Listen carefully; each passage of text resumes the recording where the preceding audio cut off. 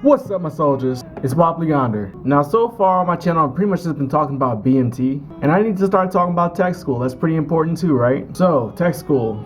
I got a little bit of stuff to talk about. Now, first of all, tech school is basically, it's just where you go to learn how to do your job. So far at BMT, you've learned how to be an airman, you've learned how to be a soldier, but now you need to learn how to actually take that information and use it in your job. So first, packing for tech school. When you're in BMT, you can write to your parents or whatever, or whoever's coming to your BMT graduation to bring you some stuff. Or you can coordinate that before you even go. Now when they come to your graduation, they can bring you like a bag, like a backpack, or like a small suitcase or something, filled with like some clothes, you know, maybe like a laptop or something, so that you can take it with you to tech school. Remember that when you get to tech school, you're only going to be there for a short amount of time and with a limited amount of space. You're going to be in a room about this size, but with 2 people. A lot of people buy TVs and stuff when they get there, and that's okay if you're going to be at tech school for more than like 2 months. But my job has the shortest tech school in the whole Air Force. I have egress systems, which is like 30 days. So of course I didn't buy like a TV or anything big. I had my phone and my iPod. The only other big thing I had was a bicycle, which I had my dad ship to me when I got to tech school. And that was basically just to get around base faster. That came in handy, but shipping it to my next base, I mean, that was not even really worth having it that long. So if you guys want to buy TVs and stuff, you can deal with that. Or you can try to find somebody who is actually selling their TV when they're there.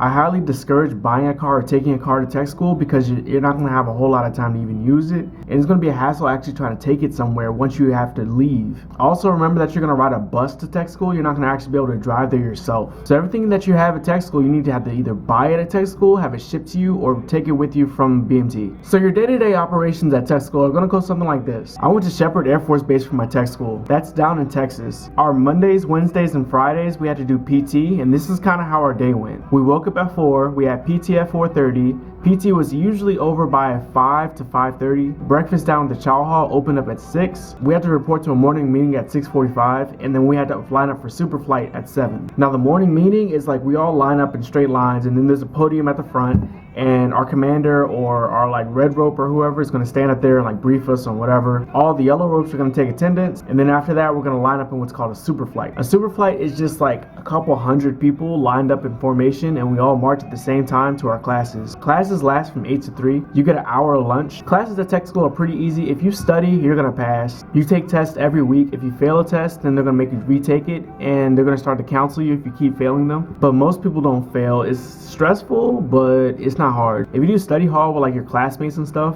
like every Thursday or something we had study hall for our class, and nobody ever failed. Classes range from around 5 to 10 people, so it's very small. There's one instructor. They are very good at teaching. And if you have any questions, if you know like you're not getting it, just ask the question. They're going to teach it to you. They're going to make sure you get that information. So you have a 1-hour lunch break. You have 15 minutes basically to walk there. You have like 30 minutes to eat and 15 minutes to walk back. Sometimes we got longer lunches, but they were always like an hour at least. And if you have extra time, you can go up to your room and just relax, play Xbox, whatever, play Call of Duty with your classmates until it's time to go back. After you're done with classes at 3 o'clock, you're going to do details, which means you have to clean up your classroom and the bathroom. After your classes, you're going to get back in the super flight, which is everybody again. You're going to march back to your squadron, and then you're dismissed and you're free for the rest of the day. Now I'm going to go over the chain of command. The only things that you really need to worry about are MTLs and ropes. MTLs are military training leaders. They're like MTIs for tech school, but they're way more chill. Now when I say chill, it doesn't mean like they're not gonna like enforce the rules and stuff, but like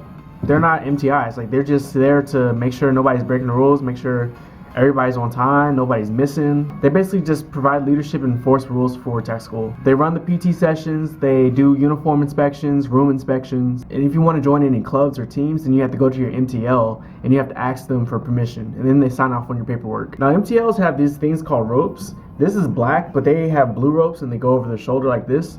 And whenever you talk to an MTL, you have to do a reporting statement just like MTI. Except that MTLs have a different reporting statement. BMT is Sir Training Simmons Reports as ordered. But at tech school, it's whatever their name is, comma, and then your name. Now you remember that thing I said about ropes and teams and clubs and stuff like that?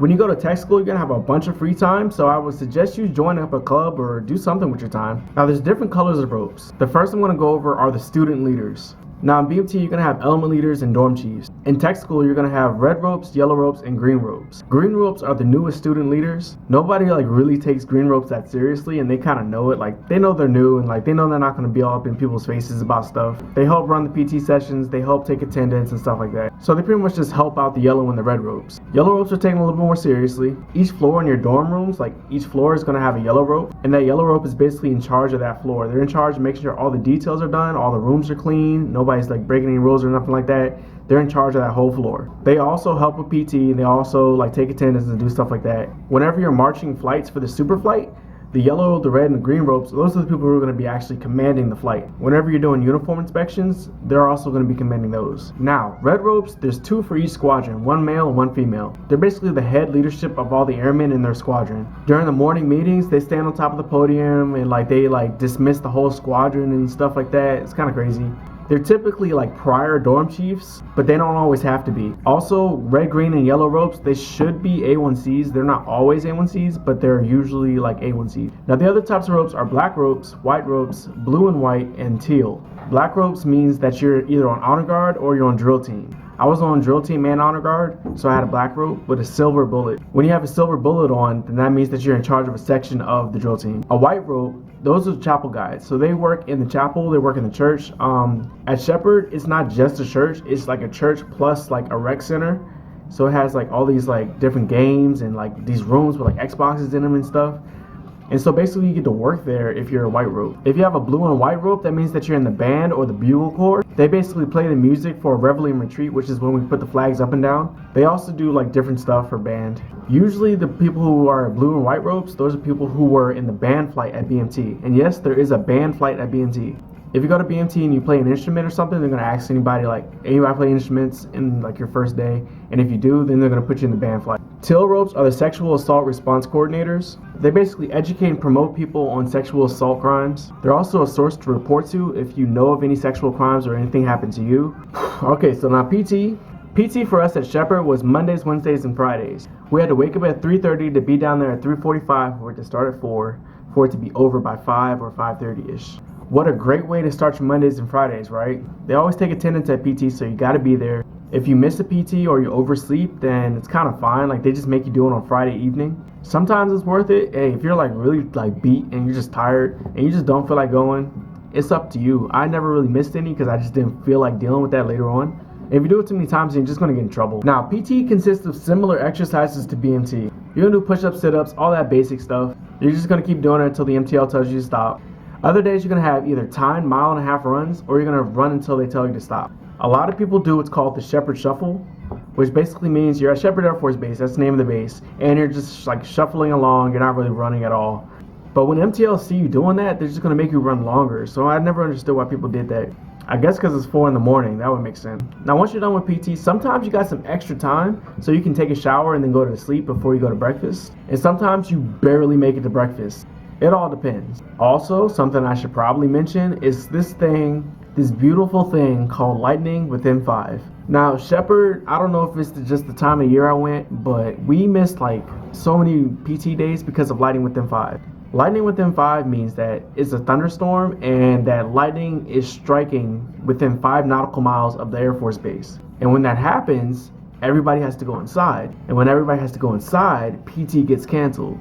And sometimes the thunderstorm will last so long that we actually start missing class time. So it's just a beautiful thing. I love lightning. It's just the most wonderful thing now. Now your free time, you get Saturdays and Sundays off.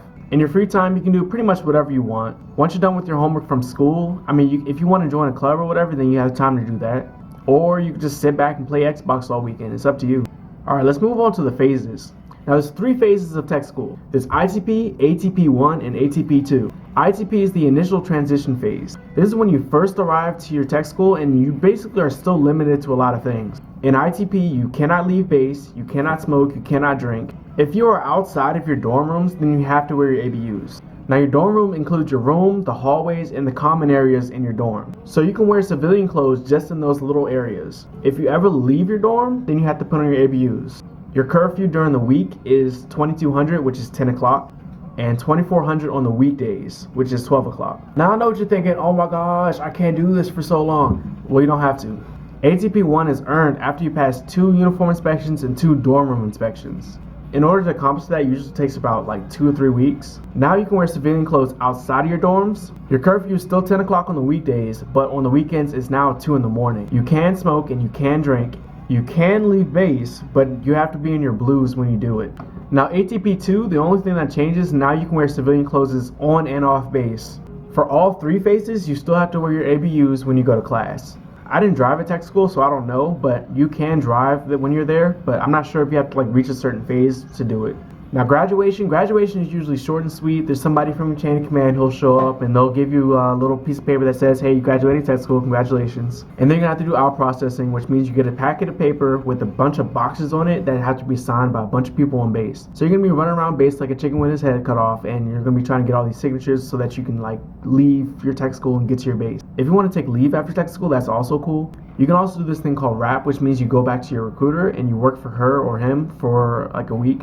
And it's free leave, like you don't actually take any leave out of that. If you take leave or you take wrap, the Air Force is gonna pay for your plane ticket to get to your military base. And finally, when you arrive at your duty station, there's gonna be somebody waiting there for you. So if you're a little nervous about that, don't be. There's gonna be somebody called a sponsor, and they're just gonna show you around base. They're gonna show you around town, like just show you to your room, just try to get you like into the roof. And that person is just gonna be some random dude. That's gonna be somebody who's actually gonna be working with you. Whew, that was a lot of information. Some things I should probably mention that I really couldn't fit into the video is that you have to carry some things around you when you're at tech school. At all times, you have to have a reflective belt. You gotta have some 341s, like a map of the base, and like a list of all the people in your chain of command. These things are mandatory, and you have to have them. If you don't have them, then you're probably gonna get in trouble. But that was like random, right? Like I just want to put that in the video though. But thank you guys for watching. I passed 250 subscribers. I'm so impressed with you guys. Like I'm so happy. Thank you guys for watching. Comment on this video if you have any questions. Make sure you like this video, subscribe to my channel. Thank you guys for watching. Peace. Like an astronaut.